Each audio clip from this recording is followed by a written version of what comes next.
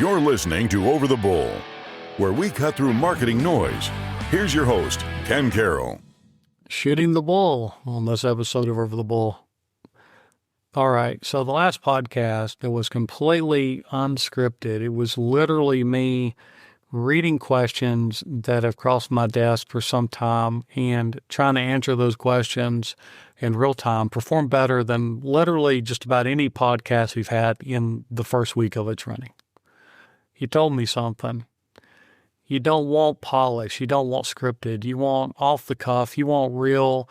You want it to be me and you sitting here talking as friends and just kind of dropping all the facades. So that's what we're going to do today. We're going to do some more shooting the bull. Now, I don't know how this is going to go. You guys keep listening. We're going to keep this going. But I think I know what's going on here. You know, we are so inundated with sensationalism first. Man, I hate those YouTube videos, you know, where it's got the guy with the goofy face of the woman who looks surprised or whatever, and it's got this stupid clickbaity title that you know is not true. And they're doing it because they're getting views from it because people can't help. That's what clickbait is. Clickbait are incomplete sentences because they know in the human psychology that you can't help but to click. And that's why they do these things. It's not because it helps you.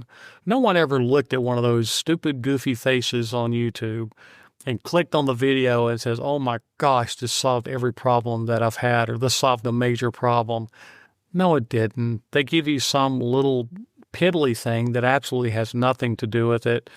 And then if they couple that with talking about how much money they made in a month building websites, or, yeah, it's just junk.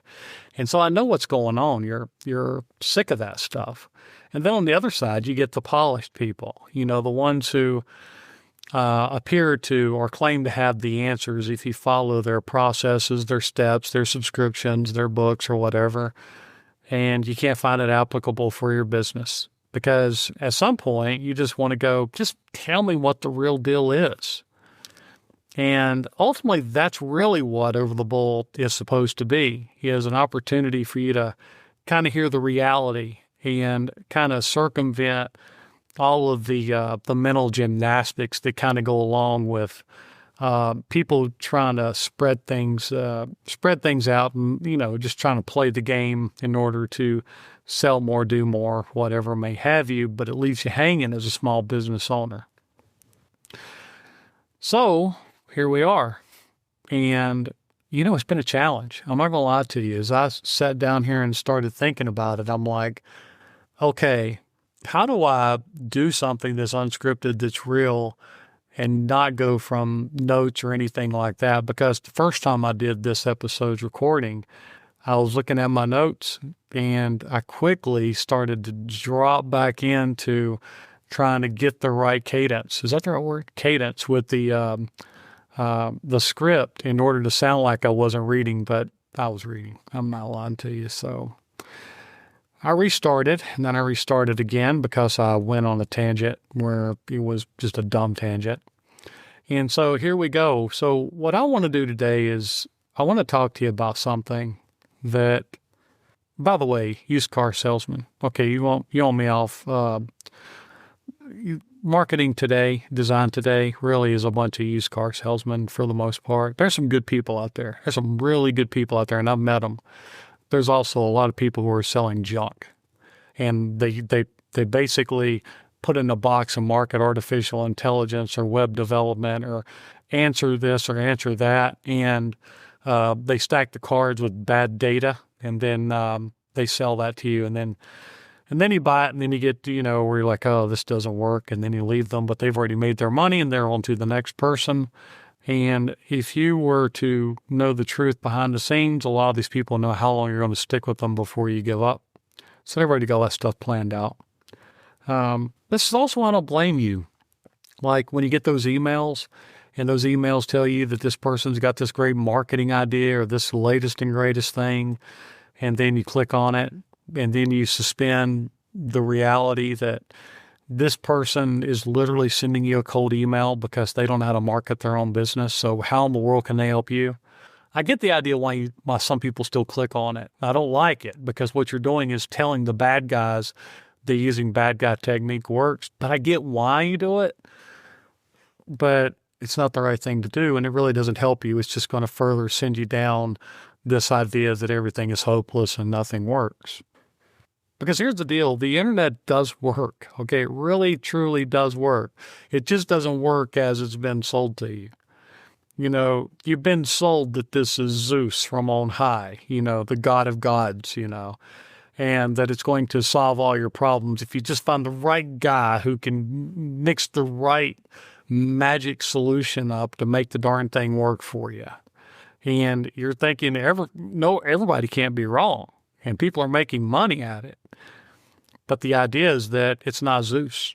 The idea is it's a lot of work. It's a lot of refinement. It's a heavy investment to build the machine that works. And then guess what? When you build it, it changes, and you got to have somebody that can help you along the path. It's a lot of work to get the internet to work for you. There is no magic button. So the idea is if you think that it's just because you've got the wrong person and that they just don't have the right secret hack that's going to get you over the goal, you're thinking in the wrong direction. You got to find people that are really wanting to work and help you out. But the idea is that they've only got so much time too. And so you've got to invest in the company, the organization, in order to get good data so that you can come out ahead. So you got to invest in it. Now, imagine what happens if you invest in the wrong group. They're going to bait you till the cows come home, and then when you finally leave them, you've got nowhere.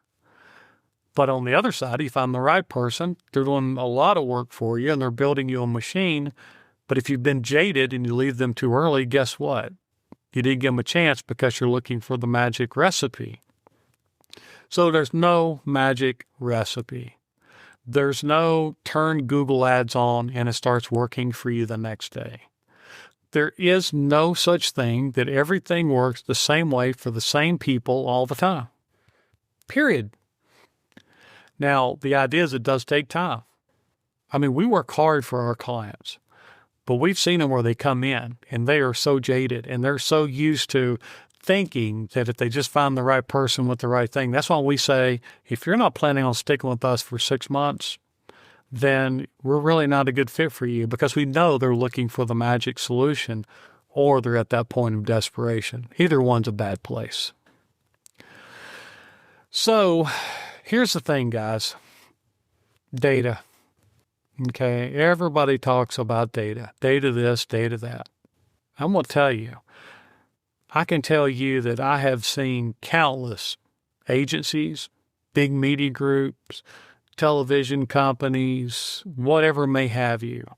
They take the data and they just warp it and twist it and present it in ways that makes it look like it's unreal successful, and in reality, it's not doing jack.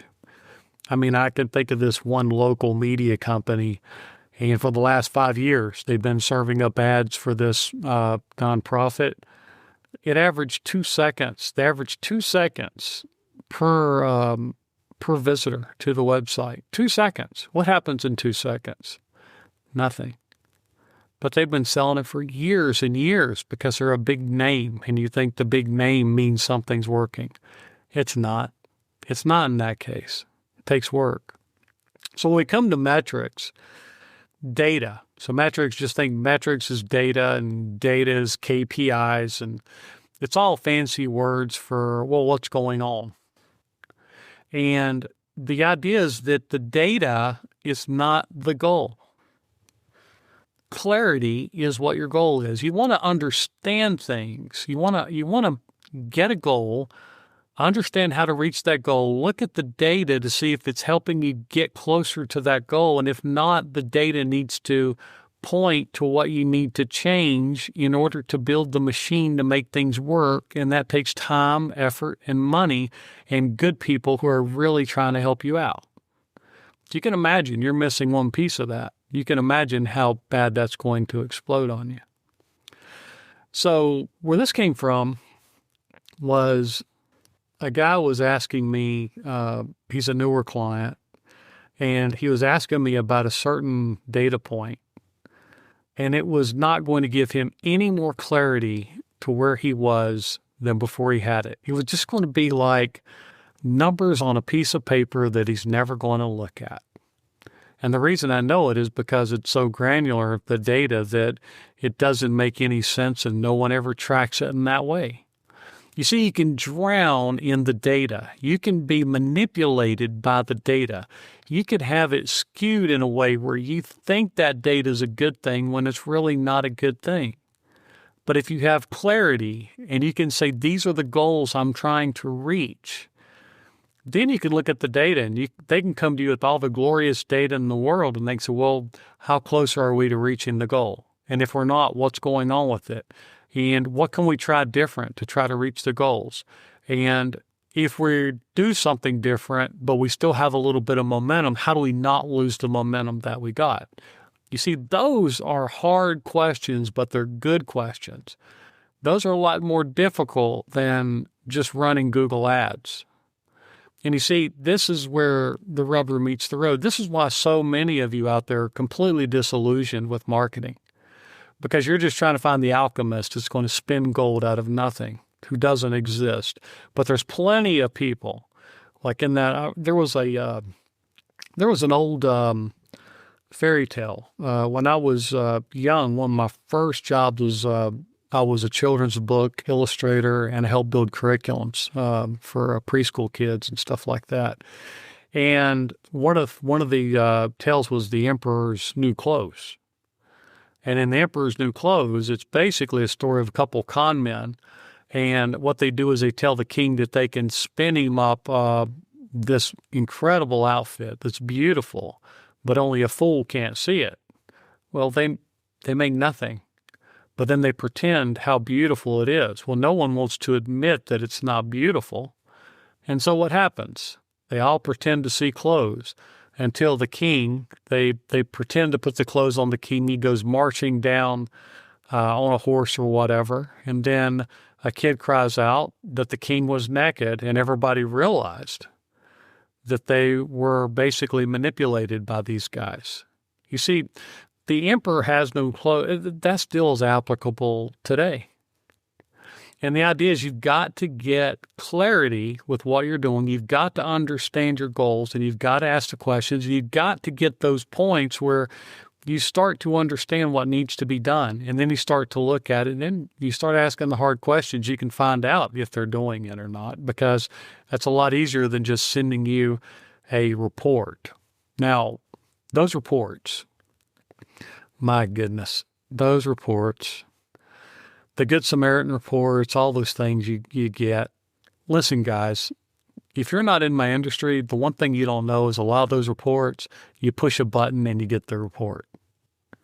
There are tools that will generate those reports and make you think that something is, people are just over the top. They understand what they're doing. Big agencies use it. Freelancers do it.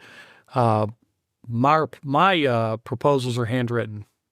And the thing is there may be a typo in that report, but it is my report, and it is done through thinking. It's not done through those little automated reports looking at whatever. They can still come in handy, but they have to be parsed by reality. So be careful with this. No, the system can be gamed, and it can absolutely mislead you to places you don't want to go. So here's the big shocker of the day. You probably need to track less, not trek less. I don't know where that came from. You want to track less, and you want to understand more. You want to understand exactly what you're trying to achieve, and if you're getting there, and look at less data. Really fine-tune the data and get there first, and then build upon that a little bit at a time. Also, make sure your systems are clean too. Man, there are so many problems in this industry. It's hard not to diverge into different places. So, some of the big things that you really need to know.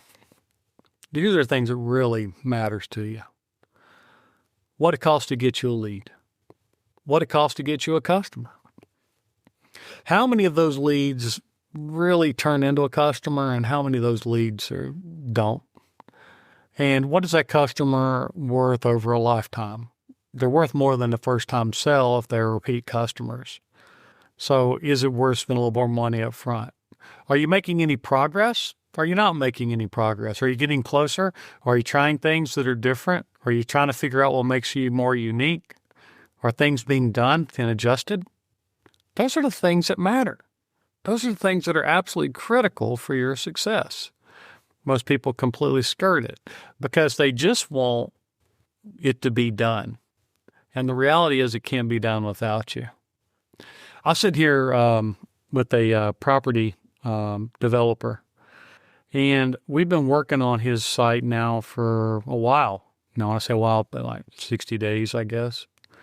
And as we're going through it, and we're starting to talk about everything that's unique about his business and what makes his communities better than other people's, one of his comments was he says, we've had a lot of websites developed and a lot of plans developed, but no one's ever stopped to really ask us these questions.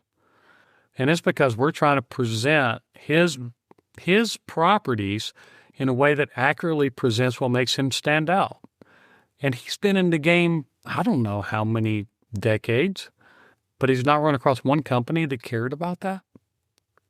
And now it doesn't matter. Okay, so next thing is you're thinking, well, how different am I?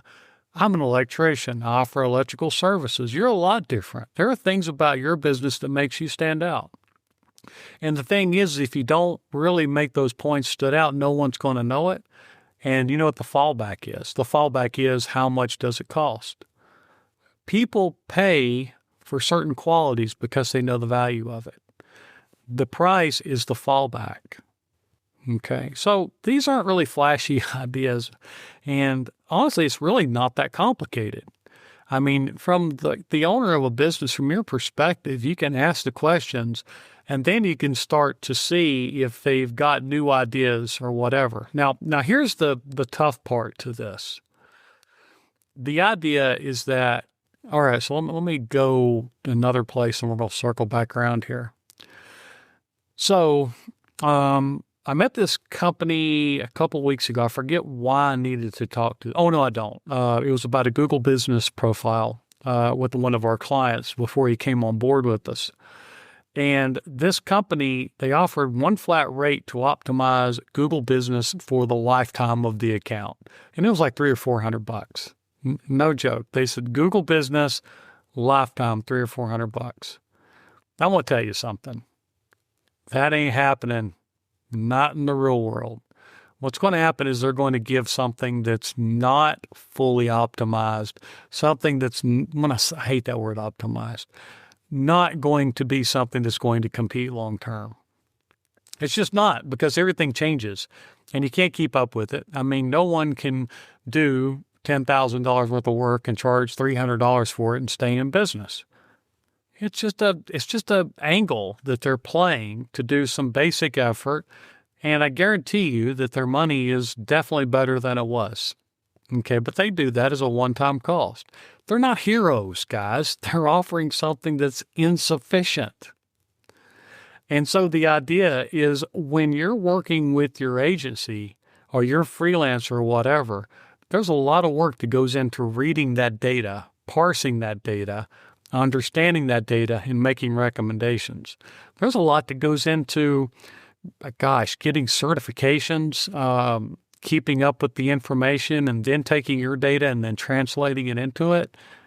It's a lot.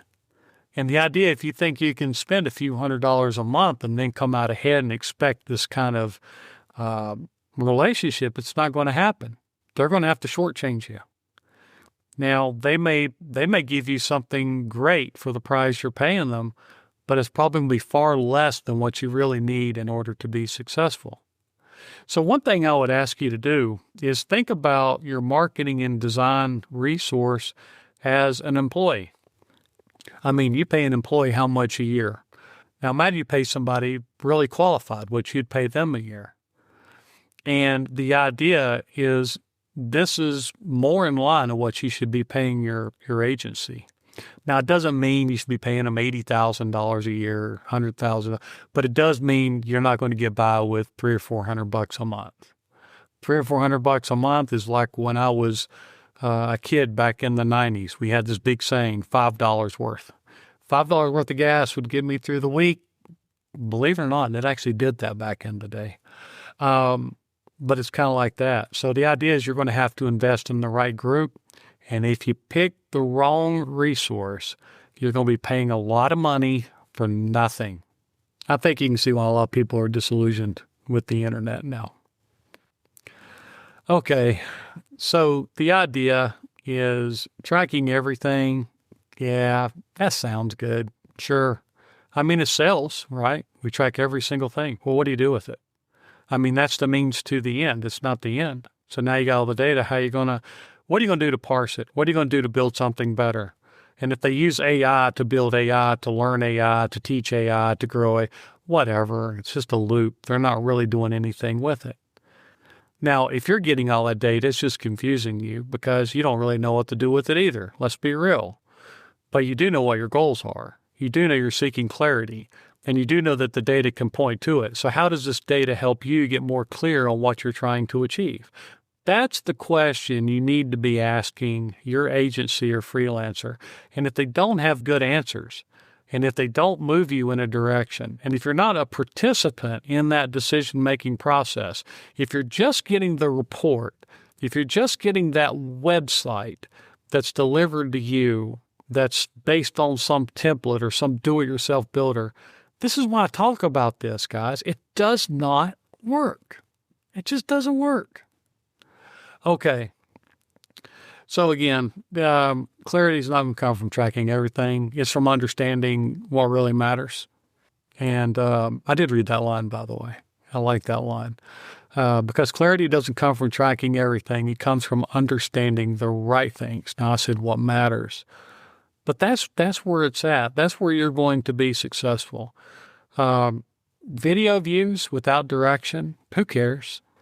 Who cares? I mean, I can get you video views showing it to people that will never buy your product, but the number of views are going to be outstanding. Is that really what you want?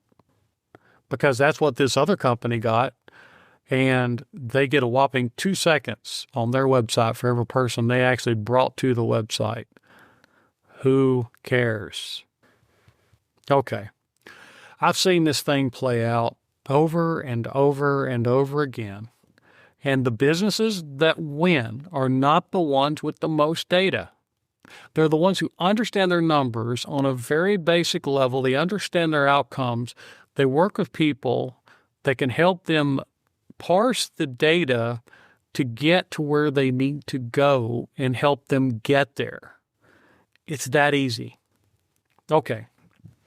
So with that being said, you probably got some homework to do. I mean, are you getting this from your agency?